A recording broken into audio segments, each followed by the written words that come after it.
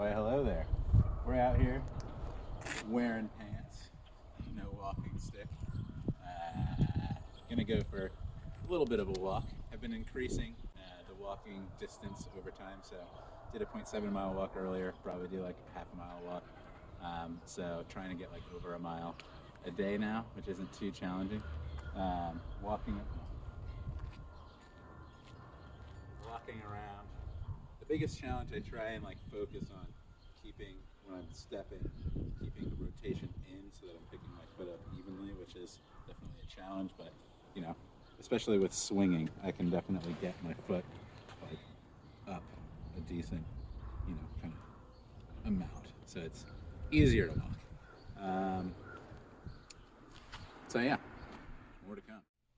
2004, 2005. Oh, I guess it is time for another update on this day 34, which is wild. Not too much to update in terms of like the actual exercises and stuff that we're going to do. Just wanted to call attention to a couple of things that have evolved. So now, one of the big things, so started to do banded side steps. So instead of doing like clamshells on the ground, kind of do side steps back and forth like this. Which is something that I used to do in PT just to try and like help with the knee alignment like before I actually got the surgery. So been nice to kind of get back into doing this. More kind of another pretty big change over the course of the last week is that now also starting to do squats. So dumbbell assisted squats down and up. So doing, just 10 reps, 3 sets of those, which has been good and feels, decently challenging. Continue to up the weight hopefully at some point. And then third, the calf raises. So I was talking about like trying to do like one-footed calf raises and stuff like that. A little bit difficult to try and like concentrate how much weight I'm doing. So instead I'm doing calf raises in 3 different ways. So first, straight like that, also holding weight, then out. So kind of, with feet out, doing a bunch of those, and then third, with feet in. So getting kind of all parts of the calf, which has definitely been helpful. So yeah, I think that's all the interesting stuff on the exercises themselves. All right, so scar and foot update. So overall, I guess maybe even before scar, the swelling is definitely starting to get like more manageable. I swear that I'm starting to see some of the contours, in my normal knee on the new one, although it's definitely like a slow process here on getting this last bit of swelling down. And I'm not really sure like what to expect in terms of how much it will continue to go down. I don't see any reason when I look at the x-rays, like why it wouldn't go and be exactly the same as my other knee, but who knows? I mean, it had been perma-swollen for years, not maybe quite to this extent, like a little bit less than this. So, my normal state at this point is to have a pretty swollen right knee. The scar, though, is, definitely moving along very well. Only have a couple little stragglers on down here, but, very straight, very clean. It doesn't bother me at all to, like, touch it and stuff. Like, it doesn't hurt at all touching it. And it just makes it a lot easier sleeping because I feel like, I'm not really nervous about, like, rubbing it on the top of or on, like, the sheets or even, like, sleeping. I feel like I can, rest it on my side and that kind of a thing relatively easily now. With regard to the foot, the perennial problem of the foot. So, continuing to kind of go in the same progress, still, comparatively like not, too close from that same level of flexibility, but it does seem like I get, incremental progress in that realm. It also is just like the incremental progress does make it like practically a lot easier. So like walking is definitely easier now than it was.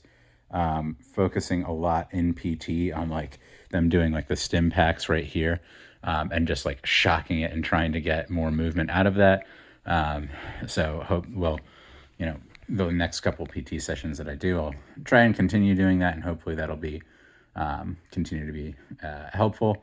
And then finally, with regard to like the sensation and stuff that I have in my leg, earlier on I did like a thing where showed like the tap test and at what point does it get crunchy. Still around here, I would say it doesn't feel like normal. It doesn't feel as explicitly like when I get here, now it feels crunchy like it did before. Like down here by my ankle feels totally normal. Like up here, it feels like slightly staticky, but you know, I definitely have sensation. Going up to like between my toes, which is the first thing that he asked about, like, I don't know, in between my toes, I can actually feel it like perfectly normally, like right on the top is where it feels like I'm aware that there is tapping happening, but it's have a pretty, you know, dead end. The sensation on the outside of my foot is also been a thing, like where it's pretty sensitive and it feels like this very cold, tingly kind of, but that in itself has made it hard to sleep because like that touches the sheets and it just like keeps me awake. So I've been sleeping with a sock on for a while. So that seems like it's starting to get a little bit more normal or just less sensitive, which is nice, but definitely continues to be incremental progress with the foot for sure. Okay, might as well do another one of these updates from on, you know, the trainer bike thing. And I guess I'll start there. So over every week on like the Tuesday, so this Tuesday is the 5-week, you know, anniversary of when I actually had the surgery itself. Time flies. So every week it changes the routine a little bit on this bike. So now, as of last night at midnight, it started having 18-minute sessions, which I think is its final form, where it'll do like 4 minutes of passive, where it just kind of goes for you, then like 10 minutes of resistance, and then fill in whatever the rest on just kind of like active time there. So, I mean, it takes like a decent amount of time to go through one of the sessions. And at this point, like I don't really bother trying to get much stretch out of the bike. Like I was playing the game for a long time of like moving forward and forward and forward. It's gotten to the point where like, you know, I can bend it enough that I have to be really cramped in there in order to feel much of a difference. And it doesn't really feel like it's adding any value. If anything, it might be hurting, like being so cramped in and also trying to put like resistance on the pedals. So more at this point, just trying to keep it like loose and mobile and just kind of moving around. Also, you know, have been going more and more infrequent with these videos, and a huge reason for that is because it has definitely been some really, really tough days in the last week and a half, 2 weeks, mostly due to sleeping. That has still continued to be a huge problem. I was looking at my like I wear, you know, my watch, like my Garmin watch or whatever, to bed, and it tracks sleep. Over the last week, my average amount of sleep a night is like 4 hours and 15 minutes, and it's, you know, not consistent.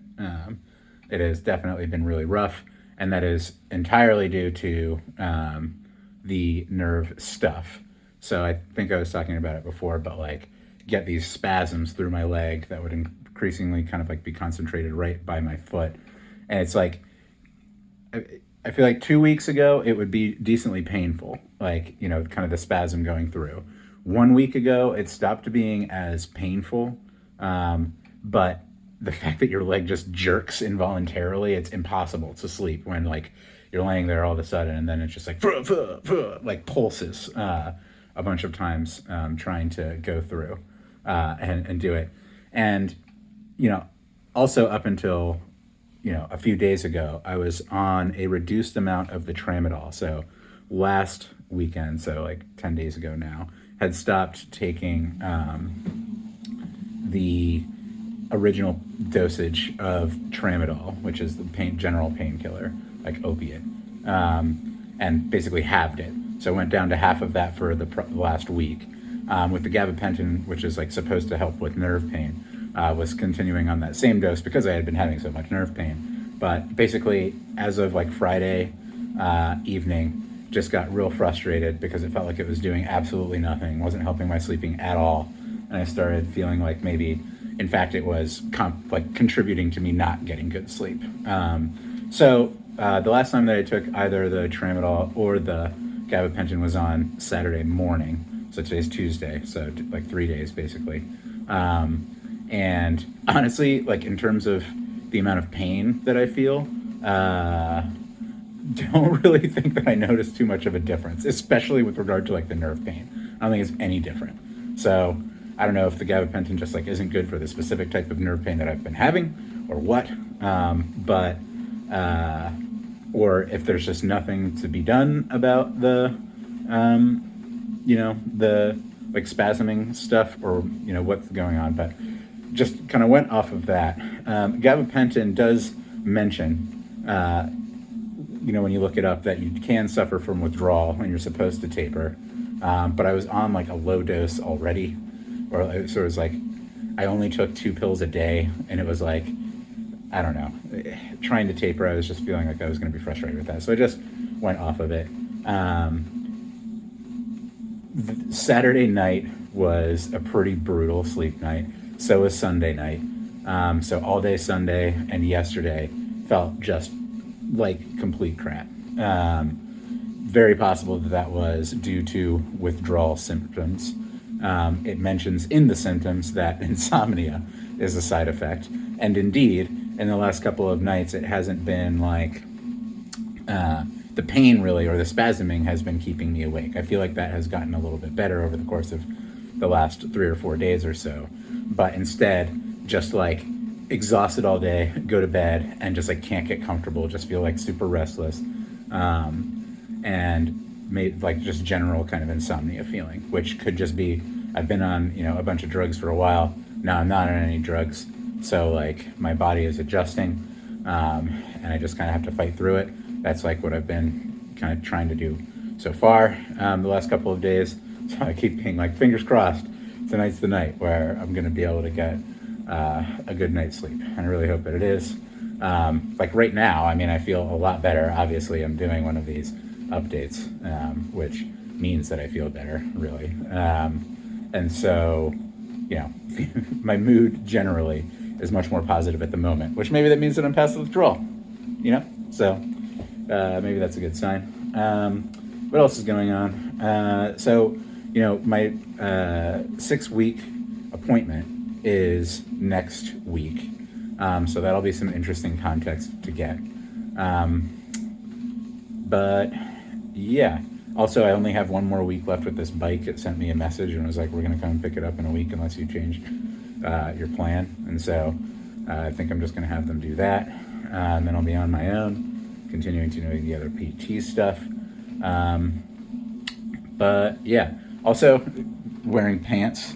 That has been a relatively new thing since the scarring the incision has like been healing up, and there isn't like as much stuff over top of it. I feel like I can wear pants, which is just a massive life improvement just in terms of not freezing my ass off all the time. So that's been good, and I still look forward to being able to take that bath. So that'll be nice as well. I'm sure that there's some other stuff which is notable in there.